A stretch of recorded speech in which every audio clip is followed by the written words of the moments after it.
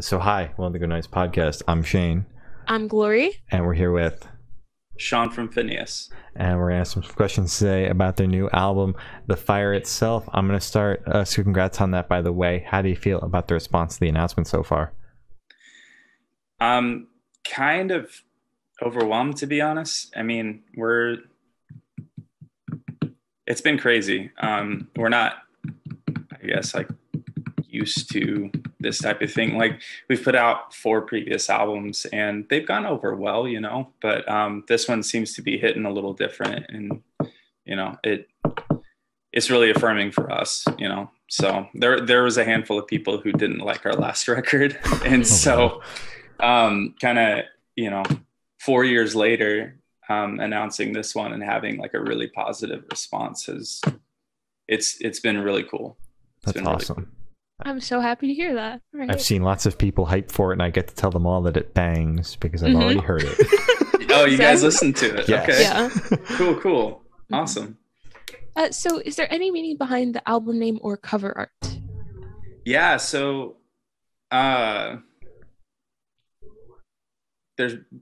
Like the cover art itself it's not so much, it's pretty straightforward, right? It looks like trees are burning on fire and stuff, right? It's very on the nose, which, like, I don't know. We just wanted something somewhat simple that had a color scheme and that looked a little bit more abstract, because I feel like this album is a bit more in your mind. You know what I mean? Like, it's not about like specific things, but more about like mindsets and stuff like that. So I actually have the painting up there. I took a couple days and like painted a couple pieces and kind of ended up with that. So like it's kind of like a therapeutic process for me, getting to do all that and yeah. So it's not necessarily like this forest symbolizes the human experience and it is on fire and all of this like really deep stuff. It's nothing like that. It's more so just like to me it felt right to paint it, and it felt right to paint it that way, and I wanted it to look visually violent, but not in like not in like a actually violent way, if that makes sense. Graphic. Yeah. So it ended up on the nose, but I like it. So, then as for the fire itself, so that's actually a quote taken from an author, Patrick Rothfuss, and he writes the King Killer Chronicles. And it's a fantasy series, and it's amazing, and I'd recommend it to anybody. He's on book 2 out of 3 right now. We've been waiting for that 3rd book for years now, so hopefully we'll get that. But he's the type of author who can put more life into a bar of soap than most authors can put into like an actual character. Like, just the way he writes is insane. Yeah. And so as basically a character is talking to a teacher of his, and there's a magic system in this world where names hold power. Okay, so if you know the true name of something, you have power over that thing. So he's talking about the difference between the word fire and the fire itself, and the name being the fire itself and having power, if that makes sense. And so he's talking about that difference. And I just thought that was a profound way to put it, because for me, in my mental state and where I've been at in the past 2 years, and I'm sure there are a lot of people out there who would relate to having a rough couple of years, I got to a place where I'm a 33-year-old dude who is still grappling with who he sees in the mirror. And I want to know my true name, and I want to know who I really am. So that's what the album's about, is kind of that search or journey, what have you, and kind of trudging through that. Oh. Wow. So like very self-reflective, I guess. Yeah. And it's the first time I've done something like that. So it's pretty vulnerable and scary and all that. So yeah, that's good. Yeah. So can you tell me a little about your writing process for this album? Yeah. So typically Dan, the guitar player, and I, after we write a record, we'll always have like this bag of leftovers as far as riffs go. And we'll just hold on to those and mull around with them and play around with them for like a year or so before we start like actually putting them down on paper. And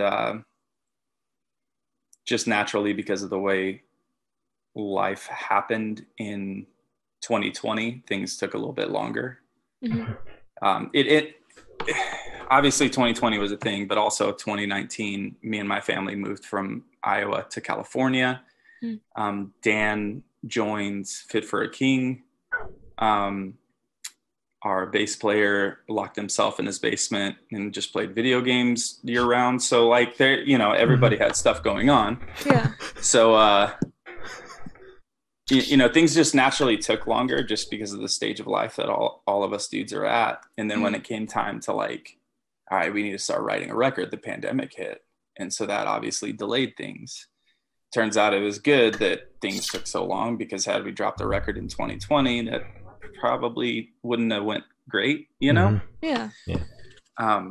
So really it gave us time to kind of, you know, take our time with it. And just because of the nature of life and how crazy it's been, it took longer than normal anyways.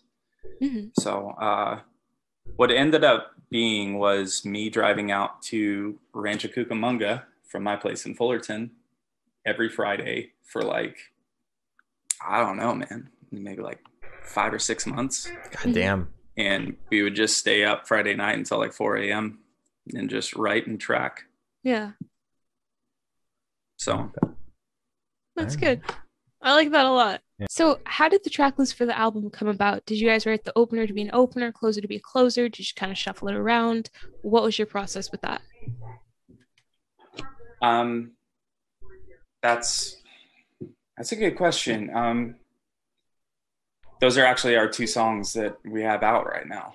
It's the opener and closer, but we didn't write it that way. I think that we kind of wanted to get back to our roots as far as not trying to write longer songs, but not trying to rush things. Like, you know, we wanted the songs to take you somewhere. And so In the Night ended up, could have been an opener, could have been a closer. But then Eternally Apart kind of came together the way it did. And Dan and I felt like that's got to be the opener. I mean, it's got like some stupidly long 2-minute long intro, right?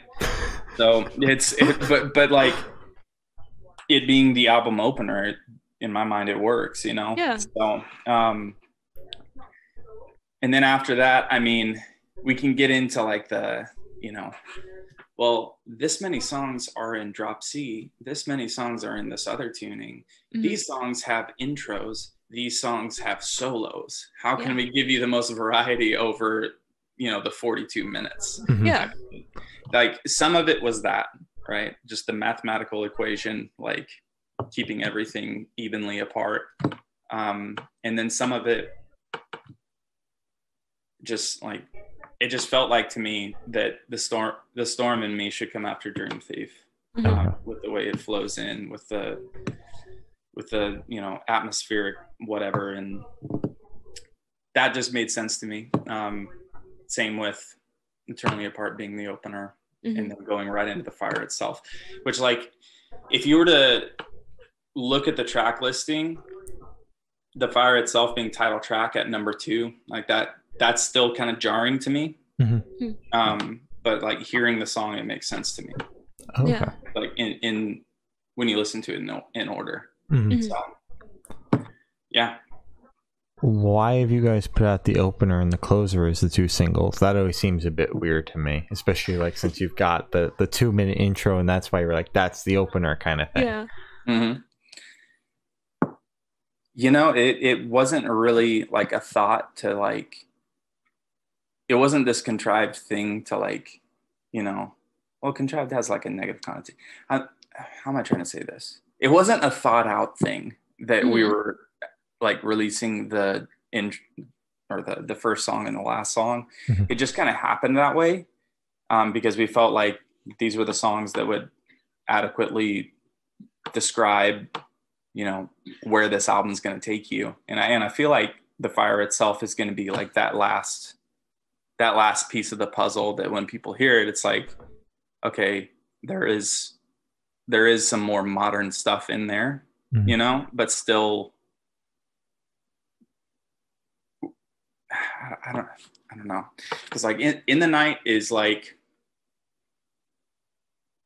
to me, that's a more classic metalcore, but a little more modern. I don't know how to describe it. And then Eternally Apart is just like, I don't even know. The song goes through so many dynamics, but it's very much so a nod to like our older stuff. Okay. I would say. All right. And so The Fire itself being more of like a modern take, more from our records Till the End or Dark Flag, but in my opinion, done better. And so it kind of gives you all three with the or it encapsulates the whole record in those three songs, I think. But what I hopefully want it to get across, though, after thinking about it, I kind of think it's cool to release the opener and the closer. It's like, yeah, listen to the whole record. Mm-hmm. Like, you know, I think it's cool from front to back. Mm-hmm. I might be a little biased, but but like maybe, you know, that's I don't know. We want to put out something quality front to back. So okay. Since you said like your last record had like mixed reviews and these couple of singles you think are like almost like a return to form kind of thing, is that why you kind of put them out? I know you said there wasn't much thought into it, but is that kind of, was there any thought process at all, like kind of putting those out, since you said return to form, last record wasn't so well received kind of thing, and kind of like show people we're back to that sound that you guys know and love kind of thing? Mm-hmm. I mean, I feel like we could have put out Dream Thief and done the same thing. Mm-hmm. Okay. You know, like I hear what you're saying. I think that there are other songs on the record that could have gotten across the same message. I do feel like Eternally Apart and In the Night are very strong songs, though. As far as like, I don't know, overall, whatever. So, but I feel like there are other songs that we could have put out and people would have been generally okay with, you know? So. All right. So what song on the album took the longest to write, and which one is your personal favorite? Dream Thief took the longest to write. Mm-hmm. So I'm like writing this collection of notes and liner notes, and turned out being a lot longer than I expected it to be. It's around like 8,500 words, which is, I used to hate writing papers in class. So I don't understand why this happened. Mm-hmm. But I'm writing this document. I'm going to put it into like a EPUB format. That way you can like, you know, flip through it like a book on your phone and stuff. But been spending a lot of time on it. And I was thinking about Dream Thief, and I realized like that had to have been early 2018. Whoa. And I remember I was walking. I mean, my kid had just been born. It was like walking him in a stroller type of thing. And I remember humming the like guitar melody and just how it would change chords and all that. And then that ended up being one of the last ones. It was also the most painful song to write, because just lyrically, it just like I love it, but I really hate it, because it's one of the more, like, for me anyways, from my perspective, it's like very heartbreaking, because it's like, I don't know. But yeah, it was just painful. Okay. So that one took the longest, I would say. Although there is a riff on Holy Coward that I've had since 2009 in my back pocket. 2009? Yes. Yes, and it finally got put into a song. Oh my God. It's the second verse riff. Wow. Is that the oldest like riff you have, or do you have some even older than that you might be using like in your next project? That's probably the last one. I mean, I've here and there I'll use them throughout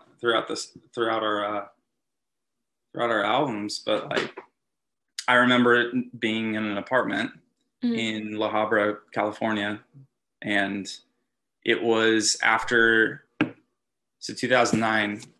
Both of our guitar players left. One of them went and joined Haste the Day. The other guy moved to Colorado. Okay. And so we were a guitar-driven metalcore band without any guitar players. And I was like, you know what?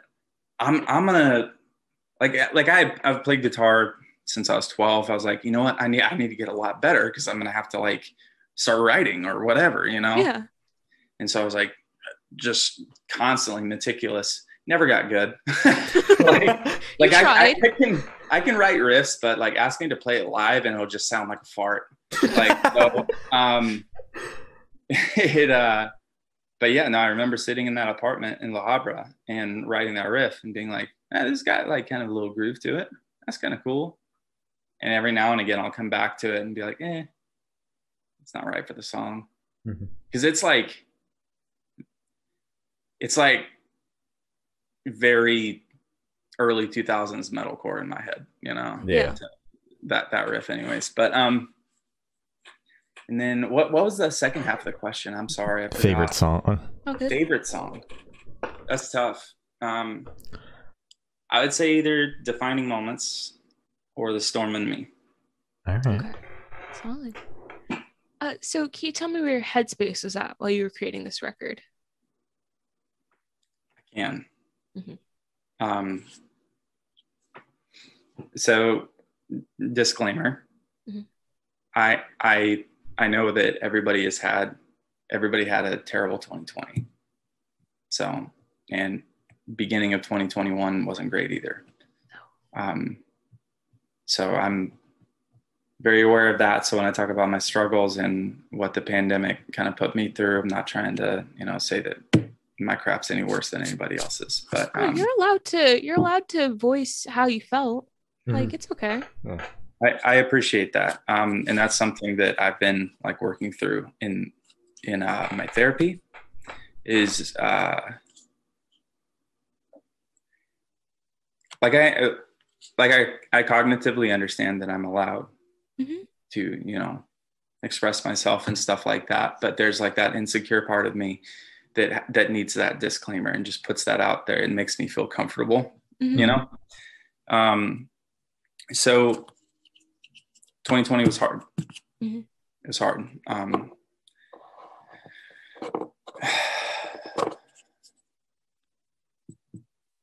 not going to go into the nitty gritty details or whatever, but basically, I got put in a position that I was very not stoked to be in, and it was very hard. And there are a lot of people that I love involved, and so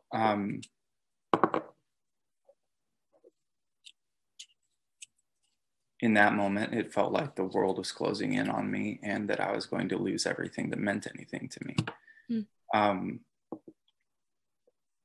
It's the most amount of stress I've ever had on my shoulders in my life, and that's the type of feeling that I wouldn't wish on a worst enemy.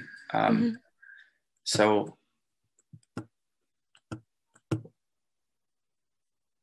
it took a long time, and it's been a long process, but through a handful of awesome psychologists and really great people and people supporting us, things have gotten better. Good. But it's still not out of the woods, but there's a lot in the album that's about that experience and what it felt like to be put in that position and to literally feel like you're, at the same time you're breathing, you feel like you're suffocating, So,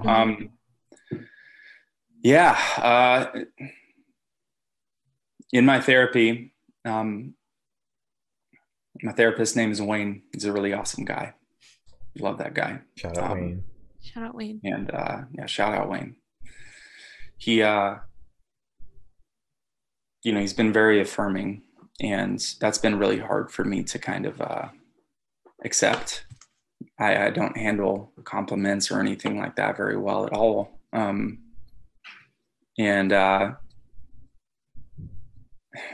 There's a lot of things going back to, and going to therapy does that. I mean, it makes you reevaluate everything in your life, down to when you were little and didn't really understand why things were happening the way they were happening.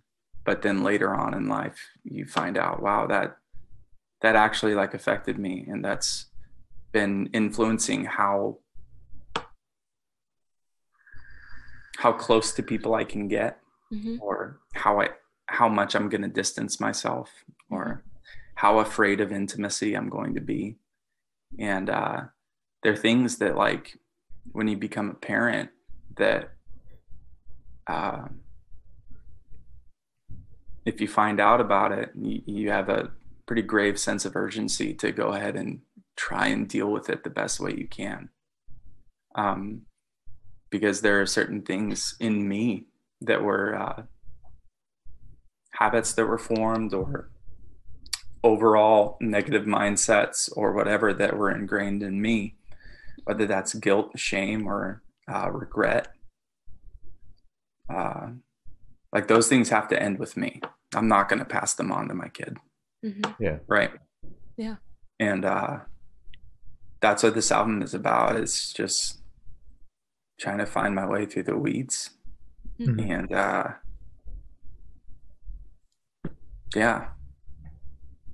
that's it. All right. Thank you for sharing that with us. I really appreciate you opening up and being very just honest. Yeah, absolutely.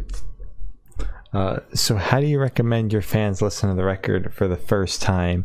In the car with friends, in the dark with headphones on? Is it a party album? I mean, oh man, this could be any one of many things.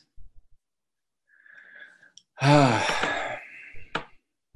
say car would be sick. I feel like it's it's not necessarily a party album, although there are party tracks, know?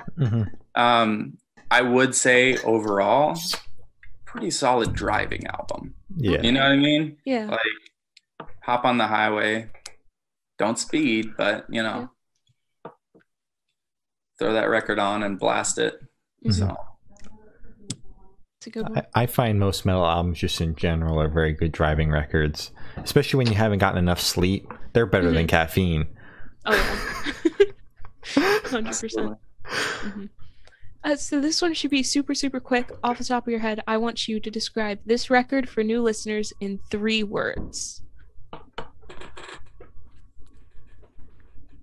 Off the top of my head? Okay. Off the top of your head. I've already said more than 3 words. Does metalcore count as 1 word or 2? Well, it'll be 1. Yeah, well, 1. Yeah. 1? Yeah. Okay. Very, very metalcore. Okay. Okay, I like that. It's good. It's perfect. So in that same train of thought, is there a certain feeling you want listeners to have while going through the album?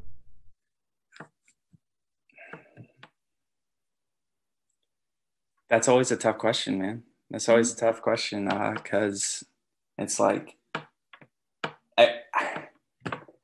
everybody gets different things out of music, you know. I guess I would hope that people would.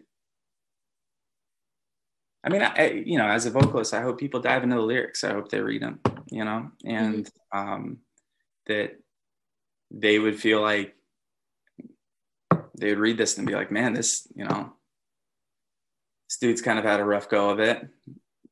I don't feel quite as, you know, alone in being broken anymore, you know, and just that it's okay to be broken. It's okay to feel defective, you know, and that, so that's how I feel. And so, yeah, I don't know, you know, everybody was so far away in 2020, right? Yeah. And it's like state mandated stay away type of thing. And it's like, that's for good reason, but like psychologically there's, you know, the implications of that are pretty brutal. Right. Yeah. So,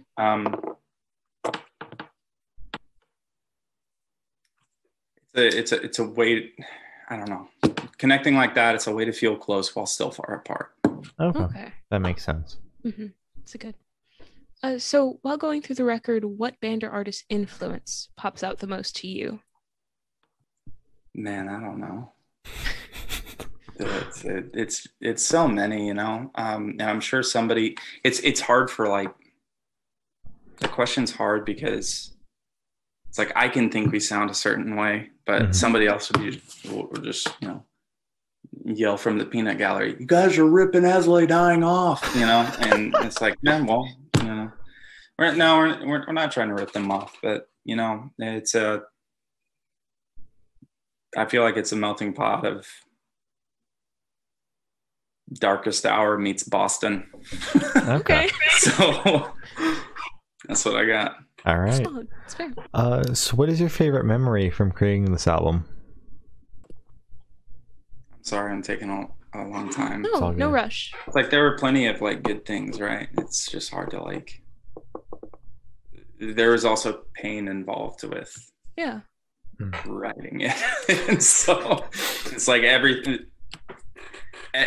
has like a you know an ounce of pain in it. So I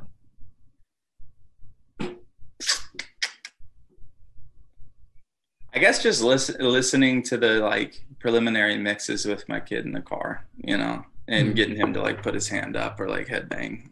Yeah. You know, as a dad, I got to pick that moment, right? So, yeah. Practicing very cute. Practicing crowd control. Yeah.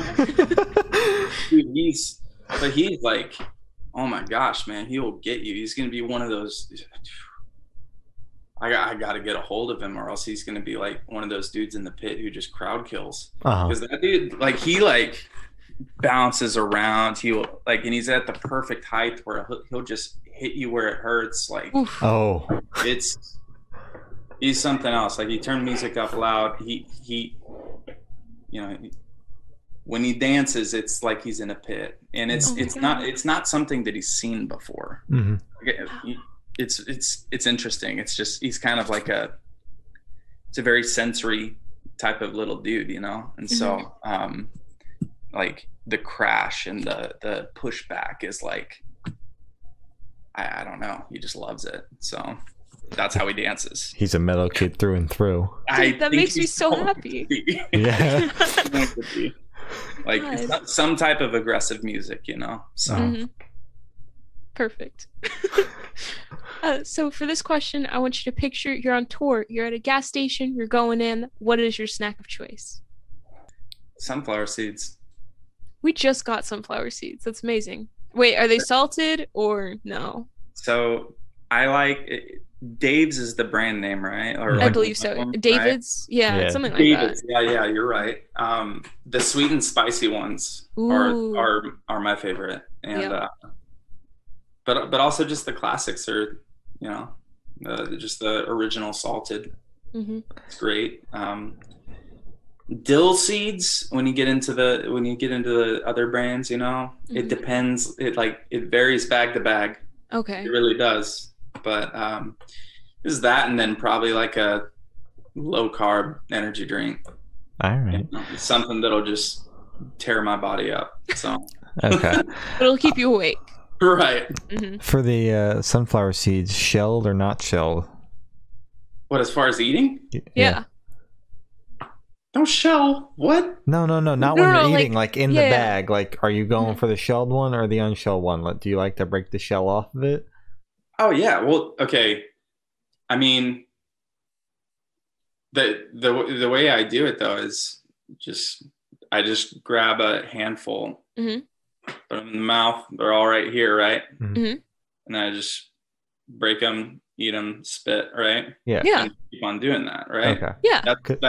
That's my method. I don't know if like that's what you were asking. I'm Oh, not yeah. sure of the Yeah, question. because Yeah. I was asking, like, they've got the unshelled ones, they've got the shelled ones. I wasn't sure which one you go for. Do you like to break the shell off, or do you like it already done for you? Mm-hmm. Okay. I'll say this: if I'm on tour at a gas station, Yeah. and I'm getting sunflower seeds, it's because it's 2 a.m. and I'm driving and I'm the only one up. Okay. So Okay. it's dark. I can't see if it's cracked or not. You know what I mean? But I'll say this: it is always a nice surprise when, like, after you put in the handful into your mouth, when you're like, huh, don't got to do nothing for that one. You know? Exactly. That was easy.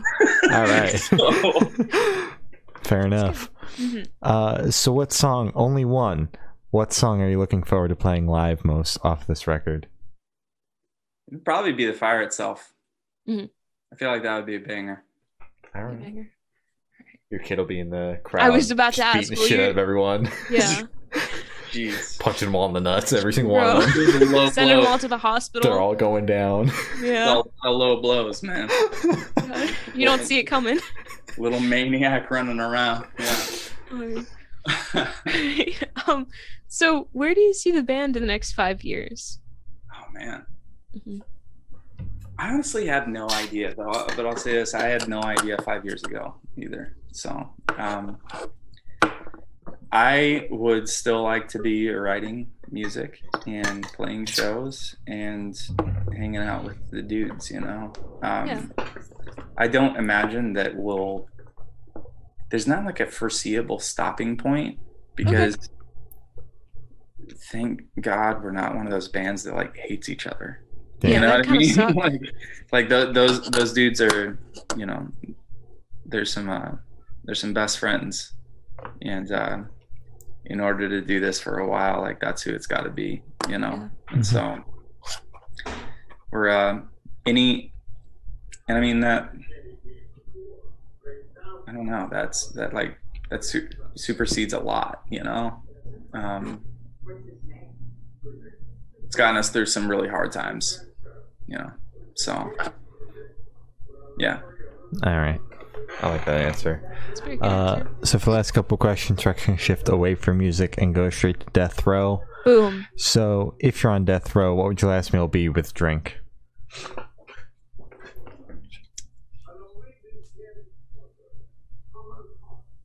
Beans and cornbread Ooh, okay. Okay. with bacon and French fries.